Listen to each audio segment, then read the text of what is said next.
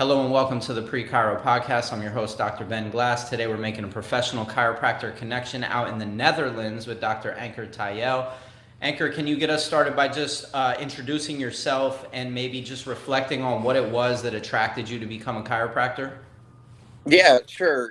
Interestingly enough, it was a career fair of all places. I was pretty conditioned, if you will. I was raised to be a medical doctor, and that was pretty much the path.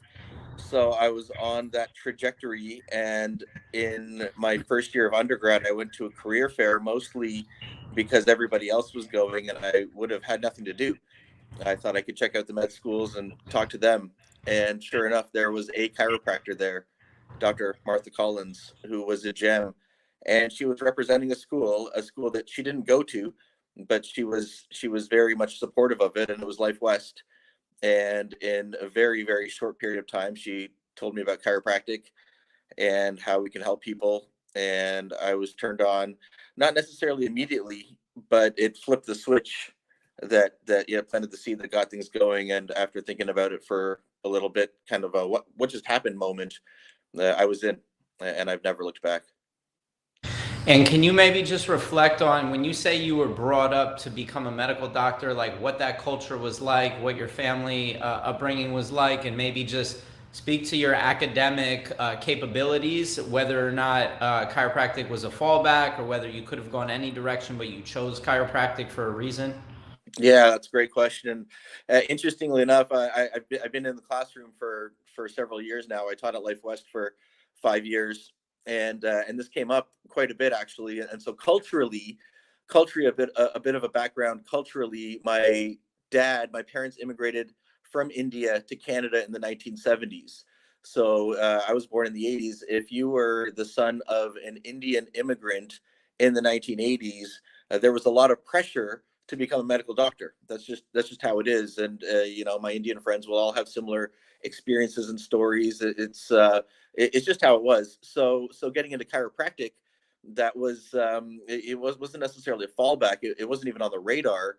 When it came on the radar, it was actually a bit of a battle culturally, because it wasn't the mainstream, and it wasn't the beaten path. So thankfully, after a while, my parents have understood what it is that we do, and they're very much into it, which is a great blessing. But it's actually not uncommon for people in my situation to deal with that. So I'm glad you asked that question, and want to let your people know that it is common, and I understand that.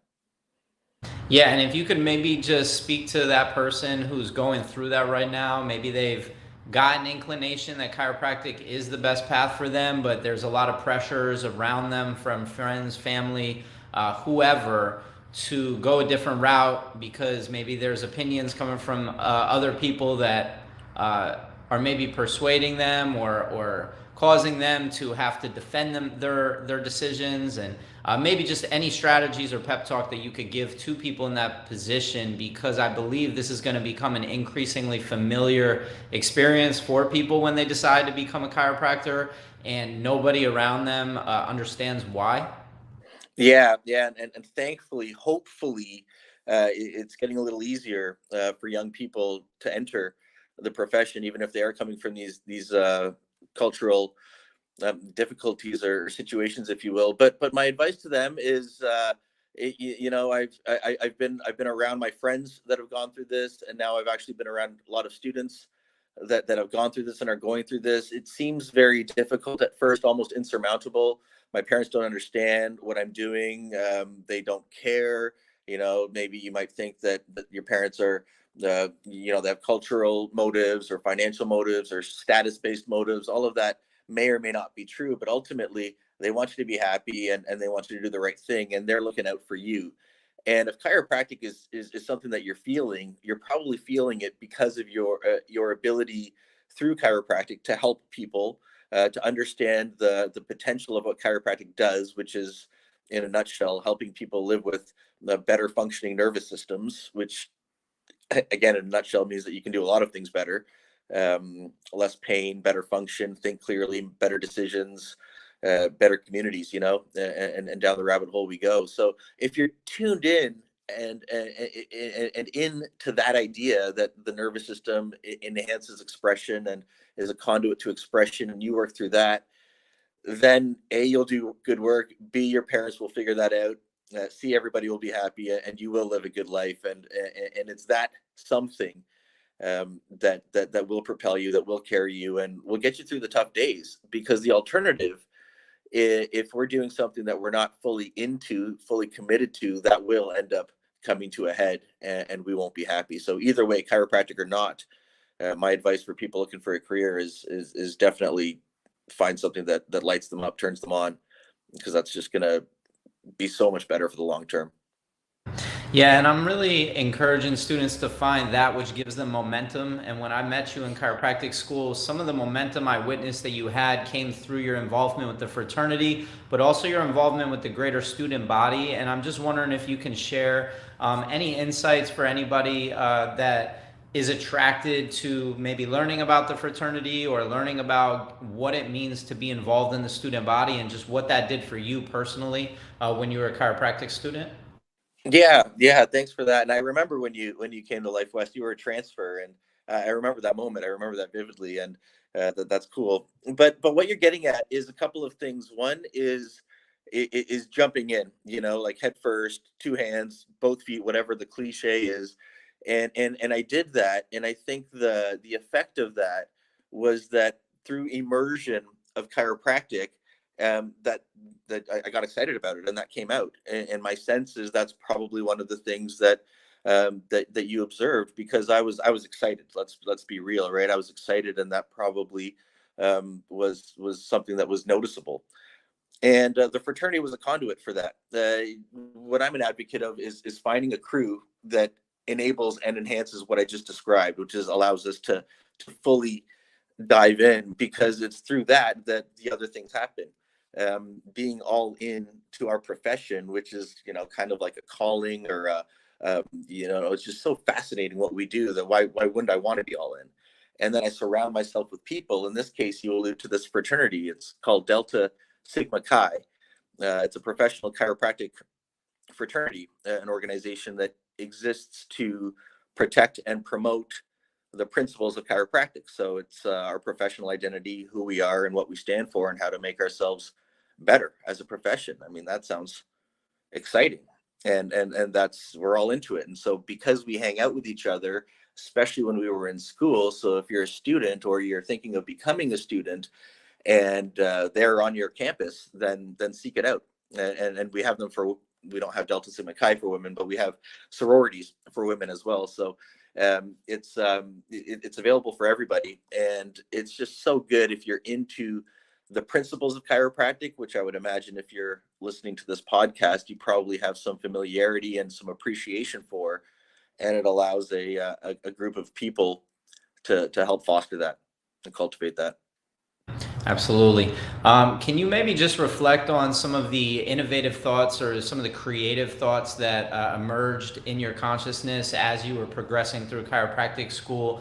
I remember you doing a presentation that was really proposing new ways that we could structure the experience that students have when they're going to become chiropractors. And even though that was just one moment, I suspect that a lot of creative ideas came through, and I'm just wondering if you can maybe reflect, maybe not even as a student, but as a doc, or even as you went to become a teacher after that. Yeah, the immediate one that comes to mind. So a couple of things. The first thing is the understanding who we are as chiropractors, as a profession, what we call our professional identity, who we are and why we do what we do, is paramount. Now that sounds so obvious, but it actually happens that we often skip that, just so that we can start adjusting. And if we don't understand why we're doing what we're doing and how to do what we do, then I think that's a missed opportunity to actually be great. Now, in academics itself, because I have had the opportunity to be in academics, I've been a teacher, and I've got to help design curriculum as well. And you may or may not remember this, but we had a club in school when we went to school together. It was called TikTokers, and it was a Toastmasters club. It was modeled after Toastmasters International, which, if you're not familiar with Toastmasters International, it's this organization that's got chapters all over the world that helps you become a better communicator and, in particularly, public speaker, which I absolutely love this program so much that my friends and I started a club on campus modeled after Toastmasters, which Ben and I were both members of. And the club is still around. But what's even cooler is that when I went back to Life West as an instructor, I turned one of the classes into that. So there was a class modeled after the skills that you learn in Toastmasters International, which is confidence, preparation, delivery, how to tell a great story, and to be able to deliver a good, clear, concise message. Go figure, that's something that's extremely important to our profession.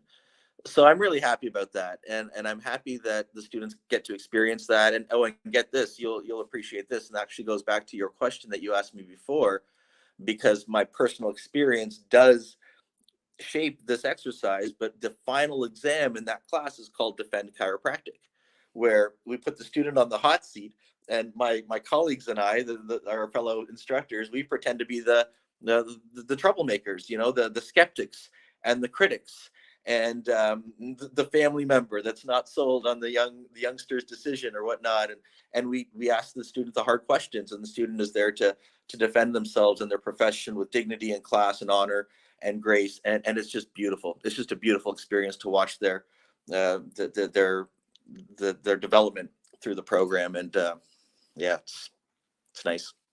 No, I think that is what we're getting at right here. So the proposed program that I'm bringing forth, or that I'm promoting right here on this conversation, is a pre-chiropractic program that's structured. That if we're starting a new school in a new country, how do we properly contextualize the path, and then also how do we leave breadcrumbs that leave students with 3 years of real work to be done before they even enter into the program, so that they're pre-primed, shall we say. So I think what you just described right there is an excellent sort of right at the end of the pre-chiro program, as you're going into chiropractic school, going through that exercise, I think would be really rewarding for students to just basically reinforce their story. And I'm just wondering, from your vantage point, where you're at right now with chiropractic education, as sort of maybe in the context that you're thinking of it these days. Like, how could it be restructured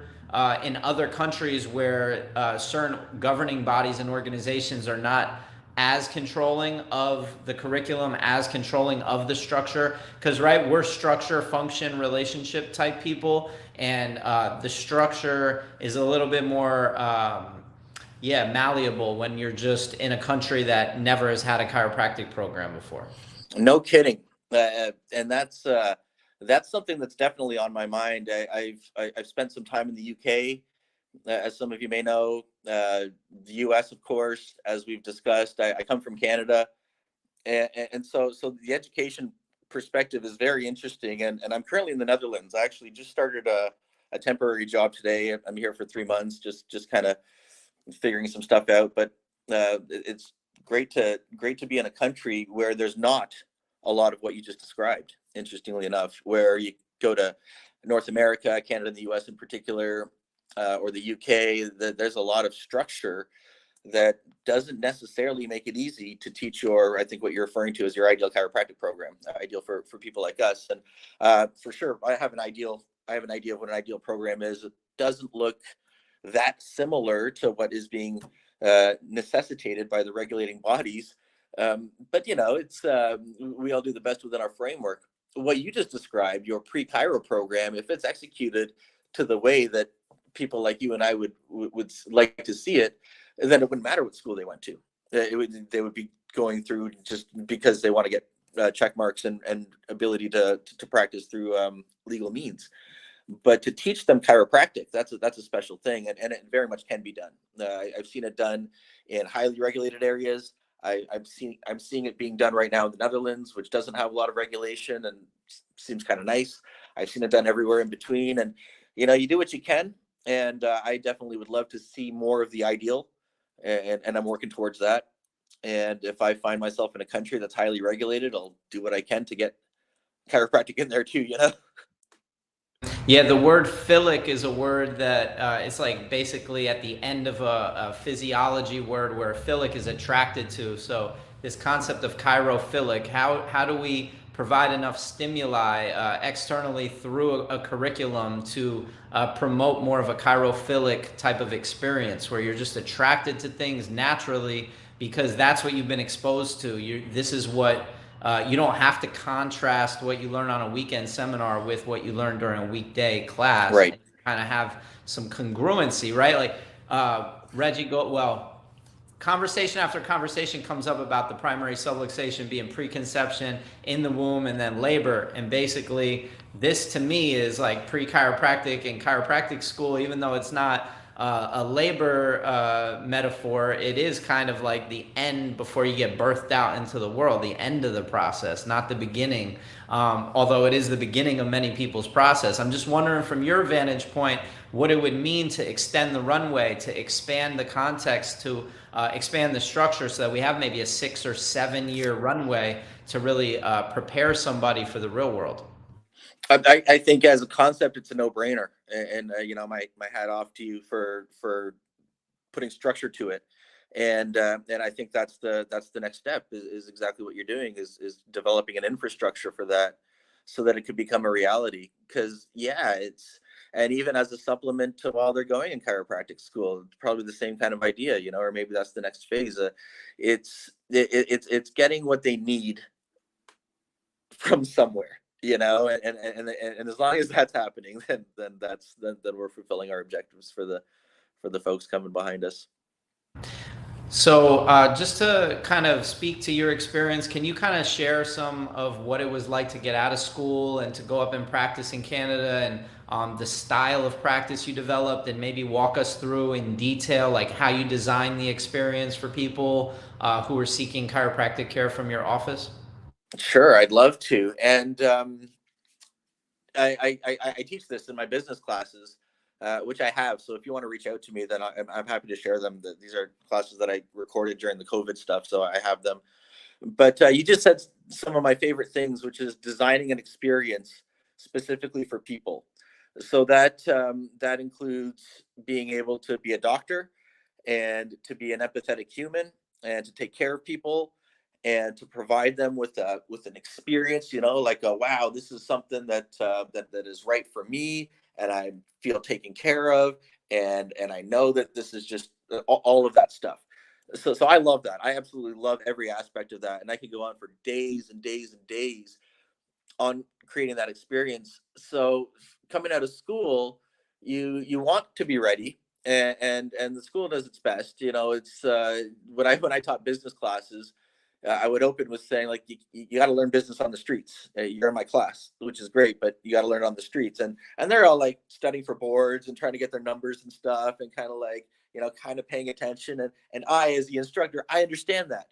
So they're not really learning it in the classroom. They get on the streets and like, oh yeah, I should listen to Tayal, right? Which is why we record it, so you can watch it. But my point with that is that once you get doing it, you realize it's more than being a clinician. It's about being, you know, that being one of the roles, and then being a manager and being an operator, an owner as well.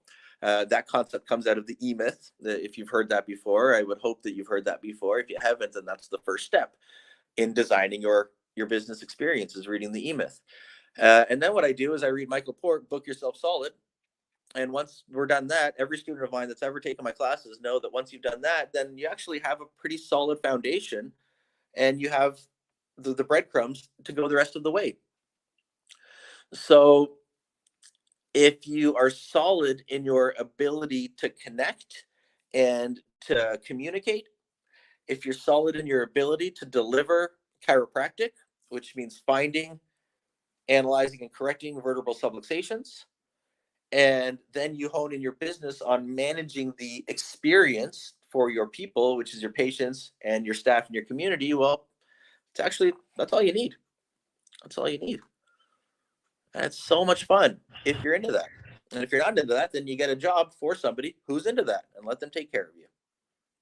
Yeah, after just being in Life West for 2 quarters, I'm actually just starting the second quarter of teaching, but I'm witnessing a pattern, or I'm observing a consistent pattern where you've got a certain number of students in class that are really engaged, that are really trying hard, and then you've got a certain group of students that are a little checked out. Maybe they're overwhelmed, maybe they have personal things going on, maybe they just have failed a class, maybe they have learning challenges, whatever it is. I'm curious how you accommodate to the different styles of learning, the different needs that people individually have when we're trying to design an experience for people. If you could speak to that. Yeah, good call. Because it's the same thing as a teacher. You're designing an experience for your students. So my first insight, if you want to call it that, is remember that we were there, right? We were there, and remember quarterly cycles where like the energy of week 2 is different than the energy of week 8, which is different than the energy. You remember that, right? And now you observe it, but you're also living it. Remember how the energy of quarter 4, which is like one of the best quarters ever, just like as far as like a little bit of stuff and you're still excited. The difference between that and quarter 13, where it's like, oh, like I don't even care if the stuff being taught to me is interesting. I just don't care. Well, those are the people that I taught, the 13th quarter people, right? I'm like, I got the best stuff here. Like, I got business, and I'm like, I'm hip, and I think I'm cool and all of that stuff, which I may or may not be, but checked out. Uh, it's okay. It's okay. Like, what do they actually need in the moment, right? They're struggling with whatever they're struggling, and we know how it ends. We know how it ends. It's like whatever we need to do to get there, and we get there, and so it might sound cheesy, it may sound corny, but the best way, in my opinion, to design a good experience for them is to be there for them. And it's not it's not what you say, it's how you say it, that kind of stuff. And if they're struggling, then that's an invitation to reach out to them. Um, I don't expect the student to be proactive in seeking help. The teacher wants the student to be proactive in seeking help, but I think I think it's a two-way street, and we've already done it, so we have a little bit more responsibility to be able to see that, whereas they might not. So these are the fun challenges, and I love that you're there. By the way, I don't think we've connected on that, and you must be enjoying it, because I know you well enough to know that you must be loving it, and I love that you're there for them, because that's a gift. Yeah, matter of fact, I would love to get your feedback on this. So on Monday, I'm going to be trying to roll out a pilot study where I'm sending a survey out through the student council representatives to their respective classes to invite students to give some some feedback through this survey on where their interests are, where they're focused, what they can envision for themselves of maybe the type of chiropractor they want to become, or just what's of focus to them right now. And then the follow-up to that is they can either choose to have like emailed back feedback and recommendations of relevant resources, or they could hop on like a 10-minute focused conversation and just try and like support them wherever they're at. And I'm just curious what your thoughts are. I'm calling it the Chiro Student Navigator, and like the survey is the compass. And thinking through like the importance of this advisory role for every chiropractic student, because everybody has such unique needs and are at such different places in their sort of trajectory. I'm just curious what your thoughts are on that. Well, I think I immediately go to survey mode, and I don't know if this is going to help you, but I'm chuckling because I'm interested into the demographics of who's going to respond. Like where they are in the program. That's an interesting thing to me, because I know that you'll get a lot of engagement from the people that are lower and earlier in the program, and do whatever you can. Here's the insight: do whatever you can to get valuable insight from those that are later in the program, because you and I both know that their needs are different, and you're going to get wonderful feedback from the, what do you call them, from the freshmen and the sophomores. I worry that you're going to get minimal feedback from the juniors and the seniors, and so I encourage you and to do whatever you can to get that valuable feedback, because that'll be valuable for them. And they're surveyed out, they're like, oh, another survey, and they're tunnel vision this, and I mean, none of this in a bad way. I mean, in a supportive way. But when you can parse out the information from them, it's extremely valuable. So that's my challenge and my insight for you. Thank you. Appreciate that. And then in the pre-Chiro program, stage 4 is starting your own pre-Chiro club. What are some creative strategies that a prospective student can design the experience of pre-Chiro club engagements, whether it be events that they throw or club meetings or online forums or online communities, and trying to build their brand of pre-Chiro club on their respective campus? That's fun. That's fun because A, the answer is all of the above. Or I guess that's usually D, all of the above. And I was just thinking about this in the UK because we were talking about the pre-Chiro club, and in my opinion, it does come down to all of the above in the sense that they're going to be excited to teach chiropractic. The students are. So if you have chiropractic students teaching pre-chiropractic students chiropractic, then be careful of science, right? Be careful of neurological pathways and pituitary glands and all of that stuff. So that's that. But they're gonna want to. They're gonna basic chiropractic exciting things like the spine and the nervous system. They're gonna want to do that. They're gonna want to tell stories. Stories are such a great way to connect to people that want to become chiropractors. There's so many out there with so many different vast implications, and then fun events. They don't always have to be a classroom lesson type of thing. I think that's a mistake that I had made in the past when I ran a pre-chiropractic club in Canada. So when we moved to the UK, then it's like, let's just show a movie or something like that, or let's do a talent show or an open mic or arts or something like that. And it doesn't have to be strictly chiropractic philosophy, which again is probably a mistake that I made in the past. It could literally be anything. It could be to watch sports. It could be to whatever community is celebrating a holiday. It's literally anything. And as far as like a capstone project, if you were like in the pre-Chiro club, knowing what you know now, but like you're just like a member of the club, just participating, and you're like, hey, let's do a group project. This is one option. It could be an individual project, independent study, or it could be a group project. I'm just curious of some things that come to mind thinking that you're on a college campus. That's an ecosystem within itself. There's resources. There's maybe really a lot of toxicity or a lot of deficiencies in the lifestyle of the students, or just the campus student culture. I'm just curious if you have anything creative that comes to mind that you would be thinking about doing either with your fellow pre-Chiro club members or on your own. Holy smokes, what a question.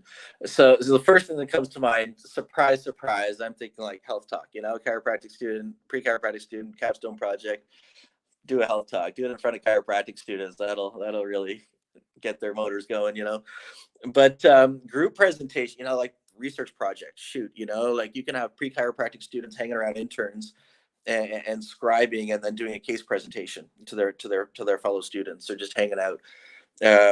As a case study, or as hey, this is what happened when I observed, I went into clinic every Thursday and I observed these 3 interns that kept using these scans, and this is what I learned about the scan. And the scan has blown my mind because apparently this is just the scan the chiropractors use, but it's like, wow, all of a sudden, like now the pre-chiropractic kids know about the scan. Something cool like that. If they have a talent, like they come from a massage therapy background or some sort of profession, and they feel like serving, like bring them out week 9 and serve the students when the students are all fried and need some loving. Those are some things just off the top of my head. But if these pre-chiropractics, they're even more exciting than first quarters. First quarters are like the best things in the world. They're like puppies right out of the box. Pre-chiropractic students are a special. They're a special group, and yeah. And you never get a second chance to make a first impression. So with chiropractic education, I just learned a really interesting fact yesterday. I was on TikTok and I did #chiropractor, and it said 18.1 billion views. And then I did #medical, and it was 17.9 billion views. So we're 200,000 views ahead of medical in TikTok. I at the same time did hashtag pre-med, and it was like 3 point something million views. And then I did hashtag pre-Chiro, and it was like 300 views. So I say that just to say that it's really fascinating to me. Like I really think that this is an untapped source of inspiration in our human population around the world to recognize the possibilities if they choose this path. But like with pre-Chiro, even if they don't become a chiropractor, teaching them chiropractic thinking, science, the arts, the communication, the entrepreneurship, maybe the entrepreneurial mindset, from day one, you know, or like from module 1, module 2, module 3.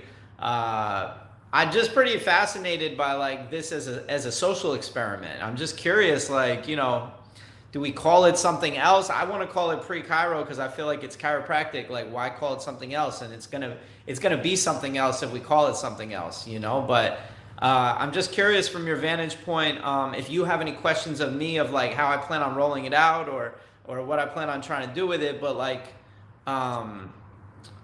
you know, as far as you saying that you have experience with curriculum design, the program is like foundations, you know, what is chiropractic, why chiropractic, who becomes chiropractors, why does it matter? And then the second one is your inner state, which is like innate, broken up into your inner scientist, thinker, artist, teacher, entrepreneur, which is that science, philosophy, art, business, communication. And it's like really skill set trees, and like 2.5 is career pathways. So like, what are the options that are out there? And then 3 is the apprenticeship. So like creating structured experiences for students in clinics.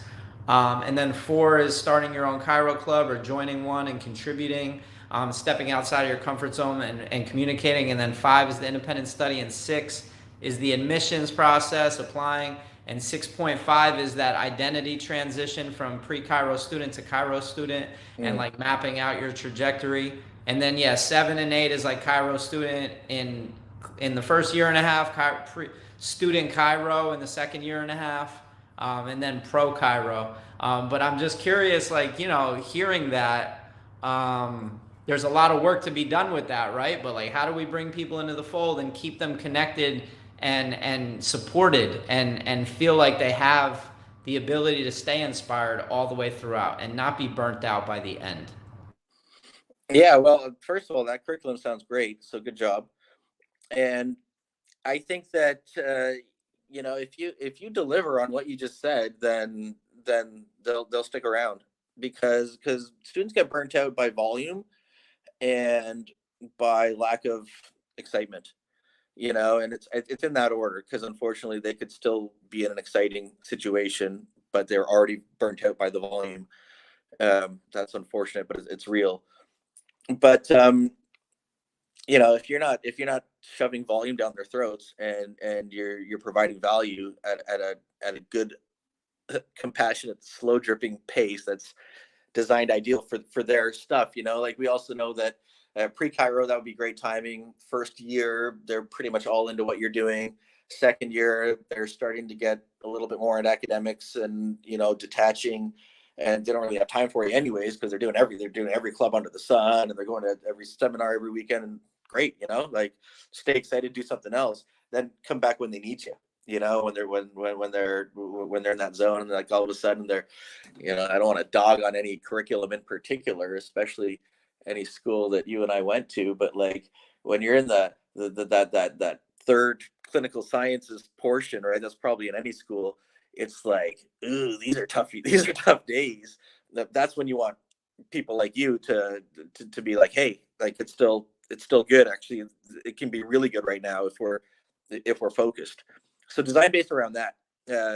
You know, back off when they're busy, and get back in there when, you know, maybe they're busy but they need you. Back off when they don't need you, I think, is what I'm trying to say. Yeah, and then get in there when they do, and they might not know that that's what they need, but it's what they need, you know. Yeah, and that's why it's not they just need people like me. They need people like you to kind of guide them and be a steward for them. Because I think that if we could ease the path by like having the foresight for them or like giving them the foresight of like, hey, this is coming. So it sets like more reasonable expectations of like, you're supposed to be burnt out. this is supposed to be like too much volume right now. Like it just kind of makes, I think, the mindset of a person going into that a little bit more like, okay, like let's go, Yeah. let's go. Yeah. Can I ask you what classes you're teaching right now? I'm teaching a class called Full Spine. It's Yeah, I know that one. Yeah. it's Right yeah, before they like get into clinic, right? yeah, and I mean last quarter and this quarter the students are a little checked out in the beginning of the quarter because they're about to take boards like Right. Right. part ones. Right. So or they're about to take clinic entrance, but like yeah, it's kind of wild though, like, what can be accomplished in just 1 hour 1 week. Right. In reality, like this past week was week one and I had all their ears and eyes wide open and I was able to capitalize, whereas I didn't realize last quarter I realized that week one is the week. Yeah. it's Right. it's Right. thought Yeah. of as a Yeah. Yeah. throwaway Yeah. week by most teachers, but I'm like, this is Yeah, it. yeah, yeah, yeah. They're into it, and then once they got boards, that's like their 3 or 4 weeks of checked out. So exactly, now you're talking, right? You're understanding the rhythms, and when can I get an access point, and then when I can't get an access point, then how can I serve them? All right, well, let's talk about boards. Let's do some mnemonics or whatever. It's still relevant to your class. You're doing full spine, so you can talk about adjusting and that, and then all of a sudden they love it, and this is a fun one, and I think you'll appreciate this. And this is not meant to be a jerk to the students. Okay, so students, if you're listening, I'm not trying to be a jerk to you, but here's the reality in the staff meetings that nobody wants to teach seniors. Like nobody wants to teach seniors. It's like, hey, who wants a senior class? I'm like, not me, not me, not me. And that's because they're checked out, and they've been through a lot, and I totally understand that. So I was into it. I put my hand up. I'm like, yeah, give me the seniors. Give me the business classes and give me ethics and jurisprudence, and let's have some fun with it. And that's the best way that I felt that I could serve them, because I had the first quarters as well, but anybody could teach first quarters. They're like, they're better than puppies out of the box. They're just like they're beautiful. They're beautiful souls. But that's easy. That's also easy. I'm not complaining. I still kept the class, but to connect with the students that really need it, that's the gift. And that's my insight to you in that full spine class, because you're right, they are thinking about boards and they are thinking about clinic, but you're also teaching them full spine adjusting, which is a crucial skill. And if they think they already know it, well, they need more work.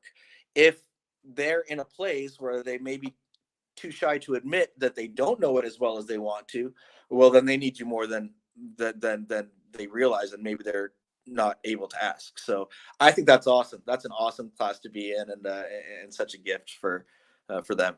Yeah, I mean, I just would love to transform the culture. I think there's so many opportunities to transform cultures of chiropractic students. Like you said, they're better than puppies when they're early on. And like, funny enough, you could actually have the first, second, third quarters feed energy into that 12, 13, fourth quarter You do. student. Like, remind them, you know what I mean? Yeah. It's interesting how everybody serves a role of supporting each other in a system that's more connected and functions like a nervous system. I Right. think it's fascinating to me to think about how, if the brain and the central nervous system is like the school administrators, the teachers, the seminar facilitators, the organizations and associations that are trying to create education and pour into students around the world, who are the tissue cells. The students are like, the tissue cell, and are we getting to that tissue cell if we know that tissue cell,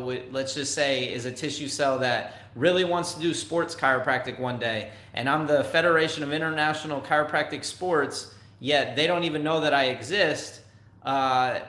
Is our profession, I know our profession celebrates tribalism, and I've been given a little bit of pushback when I use the word fragmented, because they're like, fragmented for a reason, tribalism is what it really is. But I'm just curious from your vantage point of like what that could mean if all these different organizations and associations are connected to the people that really want and are looking for them.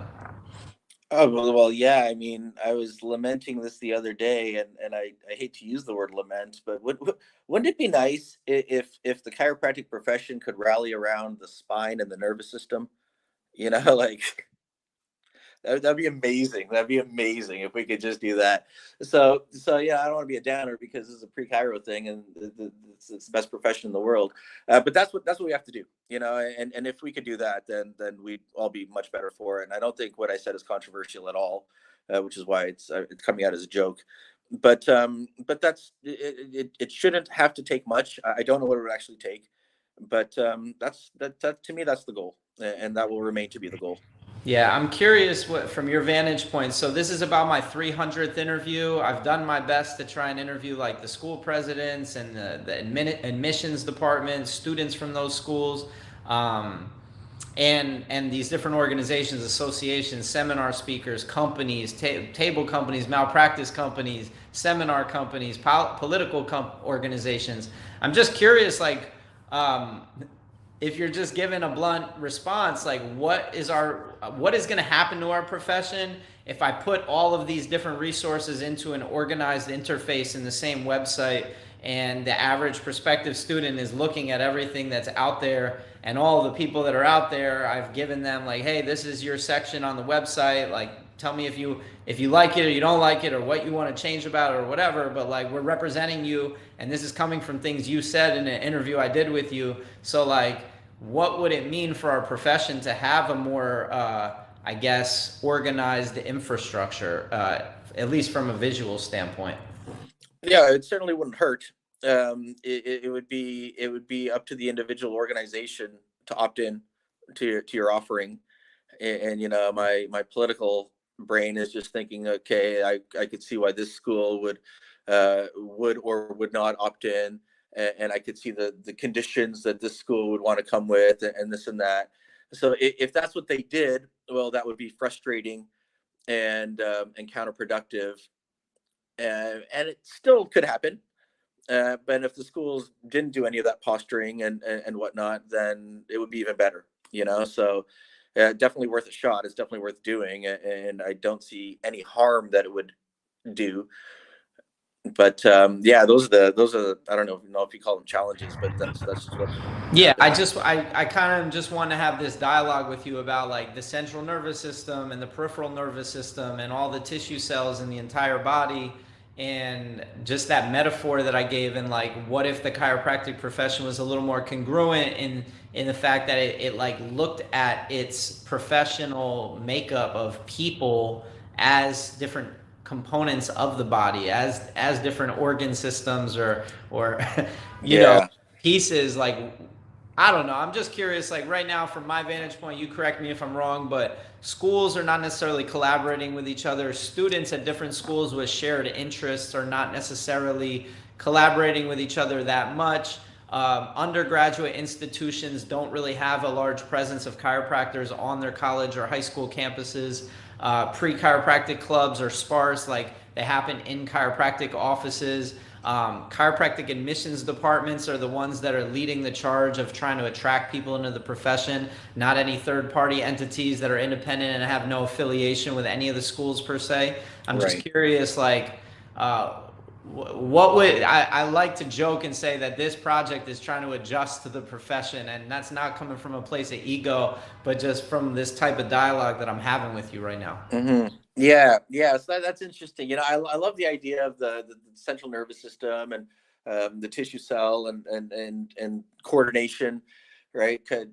I'll do some quotes here without. We have principles, for those of you that aren't in the profession yet. And the nervous system talks about coordinated function for mutual benefit, which is what the nervous system does. So what you're talking about is an organization or an infrastructure that provides coordinated action for mutual benefit, which I'm all into. And it's cool because that happens on an individual level and on a human level. Like one human has one nervous system and all of these tissues, and that happens on a community level, and it happens on organizational levels too. And so the concept is universal. Yeah, let's have a system, a master control system, whatever that looks like. In biology, we call it the nervous system, which is responsible for communication and coordination and adaptation. Those are like big functions that the nervous system does. And so in society, it's the government. In businesses, it's the chief executive offices and the administrative offices, et cetera. So I'm all into that. Now, here's the key. This is why I love chiropractic so much, because they have these words in there that just like make it, like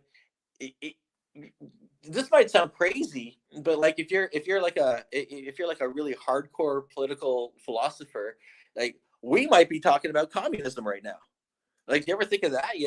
Like master system, master thing, right? Like you bark orders and we'll listen and like tell me what to do, and you're gonna dole out all of the units of adaptation and survival and all that stuff. Yeah, sign me up. I don't have to do anything. You just tell me what to do. I don't even have to think. Yeah, communism.